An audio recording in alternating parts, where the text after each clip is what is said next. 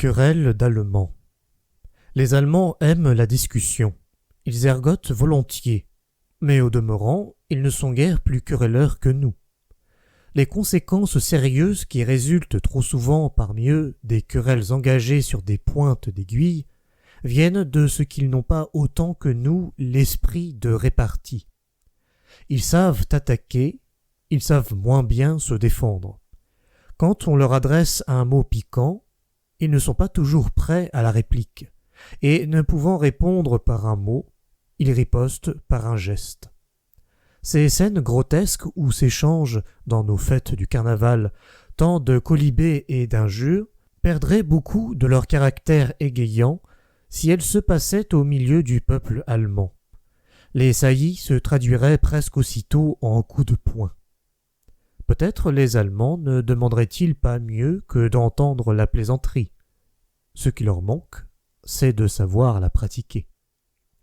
Nous ne croyons donc pas que l'expression « querelle d'Allemands » soit due au caractère des habitants de l'Allemagne. Elle vient plus vraisemblablement de l'ancienne organisation politique et civile de ce pays. L'Allemagne, qui se composait hier encore de 35 États différents, en comptait plus de 300 dans le temps des empereurs. Chacun de ces petits États, en vue de s'agrandir ou d'ajouter à son importance, était toujours en lutte avec ses voisins. Bien qu'elles reconnussent la supériorité d'un chef élu sous le titre d'empereur, toutes ces principautés avaient leur intérêt particulier, leur jalousie, leur rivalité, et elles n'avaient besoin d'aucun prétexte légitime pour vivre dans un état de querelle ou de guerre perpétuelle. C'était un singulier spectacle que celui de ces peuples qui, faisant partie de la même nation et obéissant au même souverain, étaient constamment en querelle, et il en est assez naturel que ces querelles soient devenues proverbiales. Si l'on devait chercher l'origine de notre proverbe dans les habitudes du peuple allemand, il faudrait la demander plus particulièrement aux universités. Les étudiants allemands se sont fait, par leurs usages et leurs mœurs à part, une réputation européenne. Querelleurs et batailleurs de génération en génération, ils regardent le duel comme une sorte de baptême, et nul n'est consacré étudiant, dans toute la force de ce mot, s'il n'a donné ou reçu un coup de sabre quelque part. On se bat à l'université sur le plus léger prétexte, et quand ce prétexte n'existe pas, on le fait naître.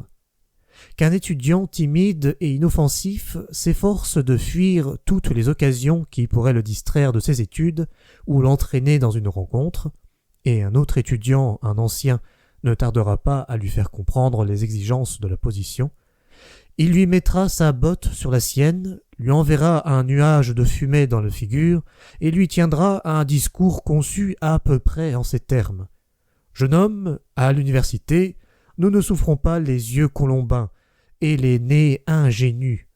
Je vais avoir dans un instant l'honneur de couper le vôtre, qui désoblige particulièrement mes amis. Si un œil crevé vous est plus agréable, accordez. » À coup sûr, voilà bien ce qui s'appelle chercher une querelle d'Allemands. Les proverbes, qui, comme celui-ci dont nous nous occupons, font des allusions ou des comparaisons, sont de ceux dont il faut le plus se défier. Ils portent, en tombant dans certaines oreilles, beaucoup plus que nous ne le pensons, et très souvent ils nous compromettent. Il ne faut pas parler de corde dans la maison d'un pendu. À l'époque où le duel était puni de mort, un officier français fut obligé, pour échapper à la rigueur des lois, de se réfugier à Berlin.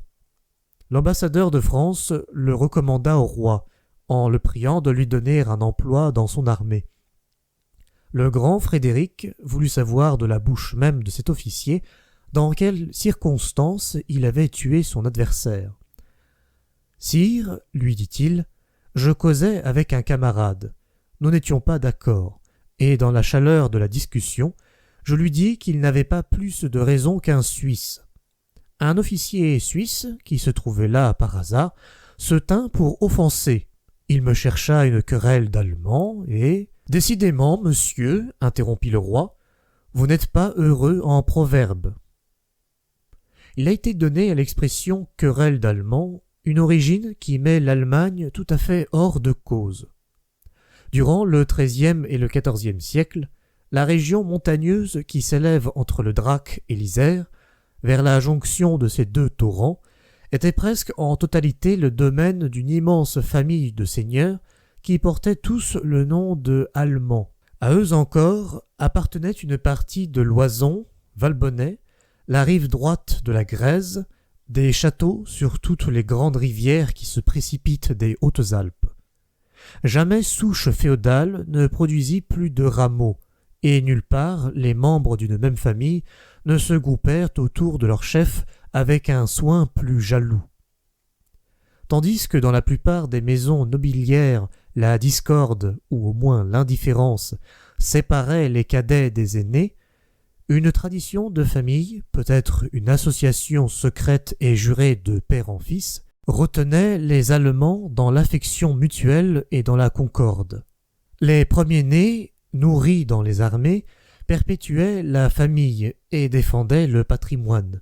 Les plus jeunes, voués à la cléricature, peuplaient les presbytères et les prieurés du pays, dans le commerce et sous la protection de leurs frères.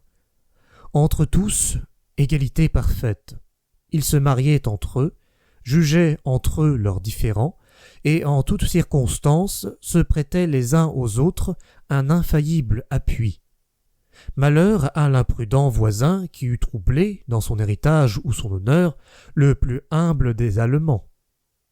Sur la plainte de l'offensé, un conseil de famille était réuni, la guerre votée par acclamation, et l'on voyait bientôt déboucher dans la plaine de Grenoble les bandes armées que guidaient, au château de l'agresseur, les bannières d'Uriage et de Valbonnet.